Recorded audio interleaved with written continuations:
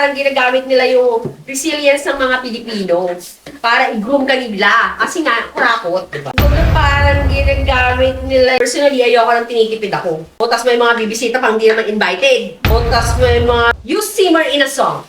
Malamig ang simmer ng hangin. Oh, bakit? Bakit? Ang daming pwedeng topic. Paano ka mag-aanak dito sa Pilipinas? Diyos ko, mga pinulo mo, adik. Pinulo. Yung sinasabi nilang 500 peso challenge, kasama ba doon yung tax? Ikaw ba? Ikaw bang nag-a-addict ka? Sige nga. Sold ka ba sa 500? Sold ka ba sa 500? Nakakatakot nang isipin na nandun ka sa bansa ang mga pinuno mo ay addict at saka mga korap. Nakakatakot na. Alam mo, totoo yun? Yung mga yung mga balitang yung mga politician grabe mag-tip sa mga babae nila. Ay, totoo talaga yun. Basta, totoo. Yung wala nga.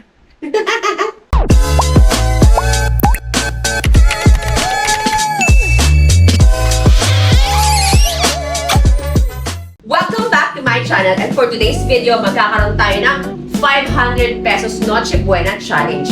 Titignan natin kung talagang aabot yung 500 pesos na yan o kung talagang tinitipid lang tayo ng mga tiga-dito. Ay, tignan natin kung aabot ang 500 pesos sa aking spaghetti for 4 persons. Sa mga normal size families, it consists mother, father, dalawang anak.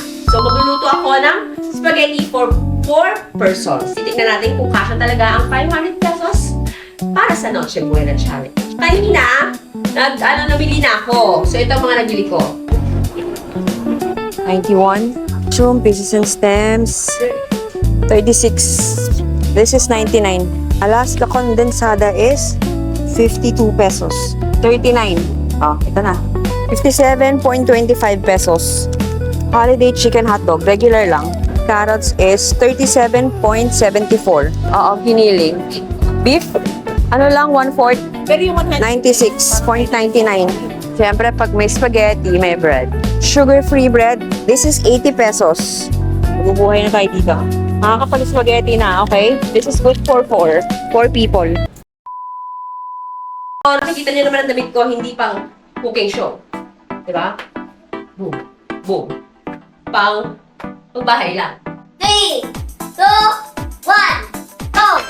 And we're back! At syempre, kailangan maganda para masarap ang luto. And bago tayo magsimula ng aking cooking sessions, I want to greet everybody a Merry Christmas. Merry Christmas! Okay, Merry Christmas everyone! And for today's video, gagawin nga natin yung 500 pesos Noche Buena Challenge. Titingnan natin kung talagang papasok ang mga budget na yan para sa sambayan ng Pilipino. Ngayon pa lang, nagduda na ako sa mga 500 pesos na yan. So, ang lulutuin natin ngayon ay spaghetti with a twist. With a twist!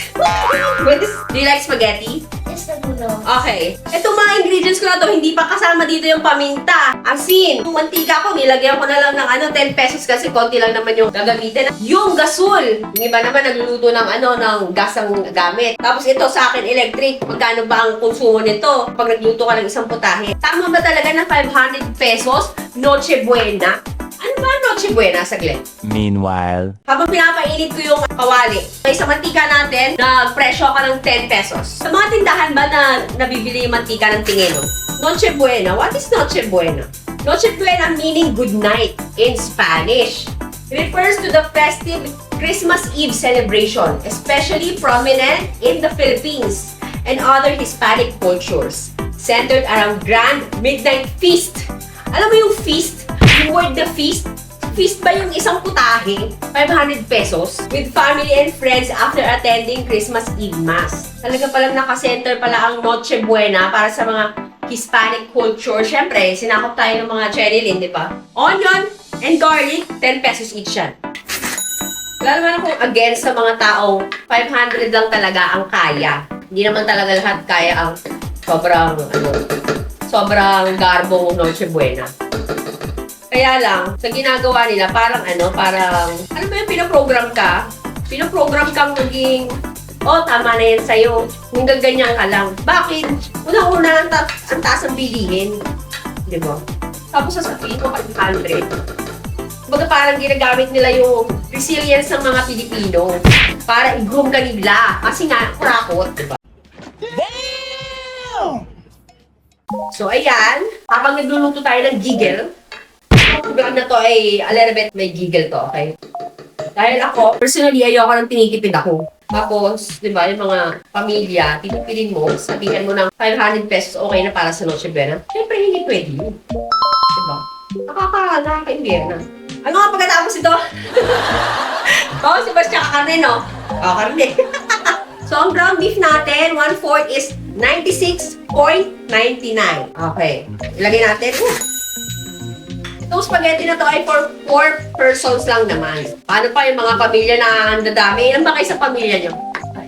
5. O, tas may mga bibisita pang hindi naman invited. Siyempre, kaya di ba? Feast, Noche Buena, salo-salo kayo. Ikaw, sa tingin mo, magkano ang gagastusin nyo ngayong Noche Buena? 1K? Ilang kita yun? Yung spaghetti sa ulam lang. Ah, Kasi marami na bibigay niya eh. Bigayan din. bigayan din. Siyempre, paano ka makapagbigay kung wala kang ibibigay? Oh, yes. Ano yung 500 pesos na yun? Alayin lang natin siya. Ano tawag dito? Simmer? Use simmer in a song. Malamig ang simmer ng hangin. Oh, salt and pepper. Hindi pa kasama yan. Sabihin na natin 5 pesos to. O hindi, dos na lang. Oh. Ito, inaano ko yun.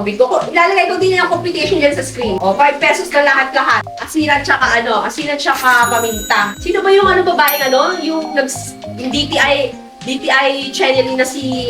Di ba yung galaw ng panga niya? Stop it. Get some help. Assistant to the President on Investment and Economic Affairs, Secretary Texco, Vice Chairperson of Culinary Heritage. It is a testament to the incredible talent, ingenuity, industry of our Hala! Girl, yung panga niya, hindi mapahinga. Alam ko yung mga ganyan. Yeah, boy.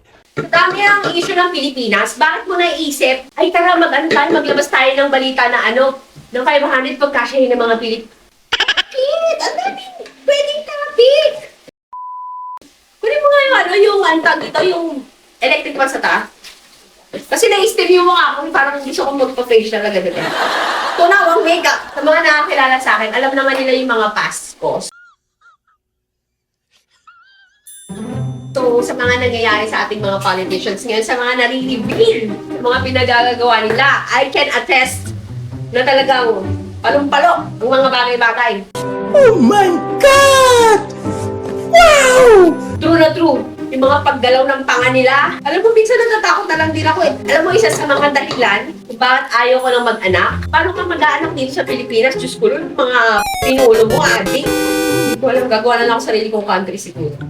Okay, hotdog. This is chicken hotdog. Iniiwasan ko talaga kumain ng pork dahil pag ako ay kumakain ng pork, tumataas ang mga BP. So, itong hotdog is 57.25 centavos. Uso-uso nga itong 500 peso Noche Buena challenge. At tinutusan pa nila yung mga content creator na gumawa ng 500 peso challenge at pagkasyahin. Iba kasi yung kasya sa pinagkasya, yung ipinilit.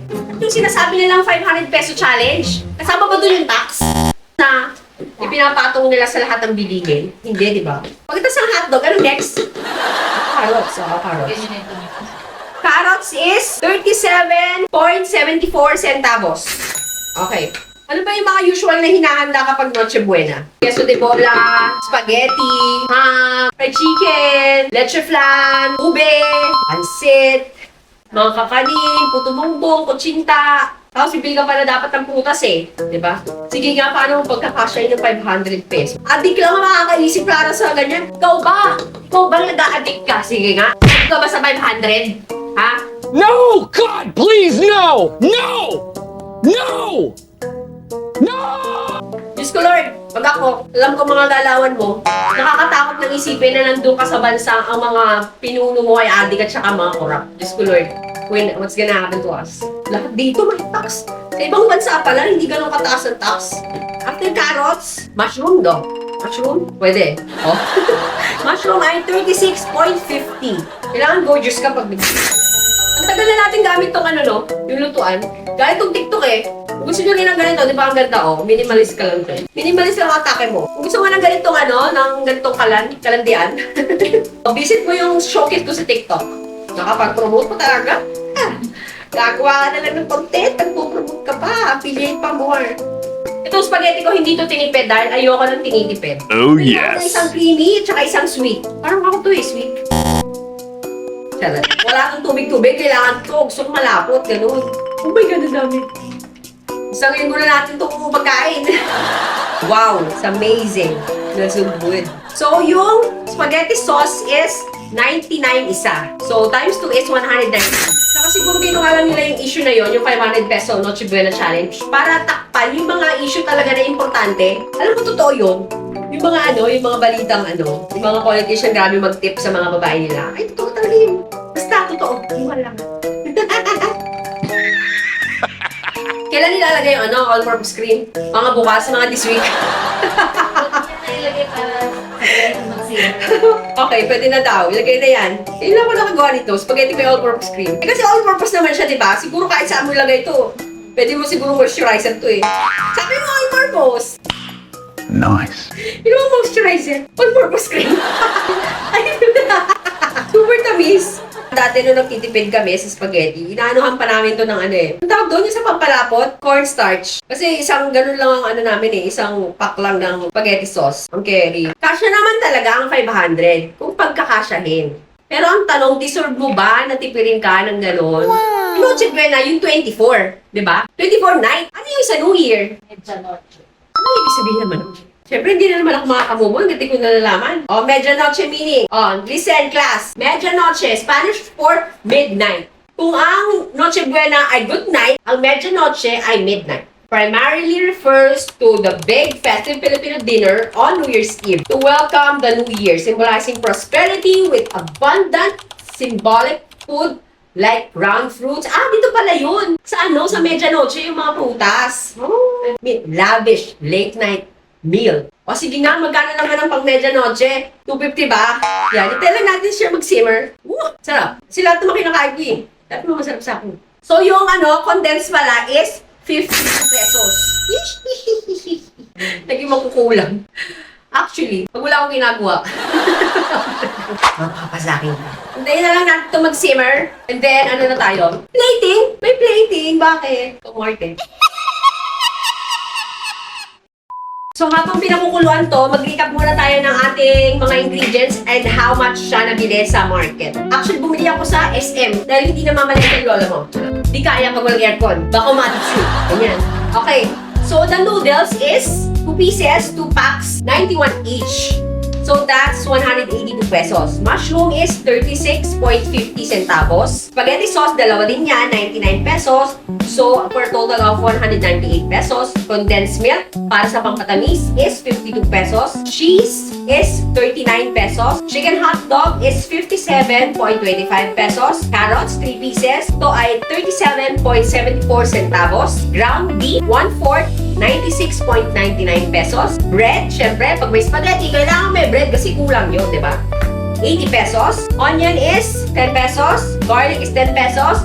All-purpose cream, 60 pesos. Cooking oil, 10 pesos. The total amount is 869.48. So, it's safe to say na I failed the 500 peso Noche Buena Challenge. But it's okay. Because hindi ko naman titipirin. Kaya nga, feast di ba? Pinatunayan ko lang sa inyo na hindi talaga kasya ang 500 pesos sa Noche Buena. Isang putahe pa lang yan ha. Hindi pa nga to Noche Buena eh. Merienda lang to. Kaya wag nyo kami gigigil ako sa inyo. Wag nyo ipilit. Noche Buena, talagang once a year lang yan. Minsan nga yung birthday, hindi pa sineselebrate. Pero yung Pasko, automatic yan sineselebrate. Tapos gagawin mo kay parang naman pahilo. So, ang total ko is 869 pesos, 0.48 centavos. Hindi pa kasama dyan yung electricity nito, or yung syempre pag ibang tao, gas. Yung iba naman, uling. Kulang na kulang talaga. So, itigil nyo yan. Lakas ng hamats nyo. So, I failed the challenge because I deserve more. Hindi lang 500. So, papalaban na naman ako nito. Wala na naman ang GLP-1. Dami ko pa naman ini-inject ng papaya. And the sauce is ready already. Siyempre gusto mo sabaw na sabaw yung diba? 9 for cheese.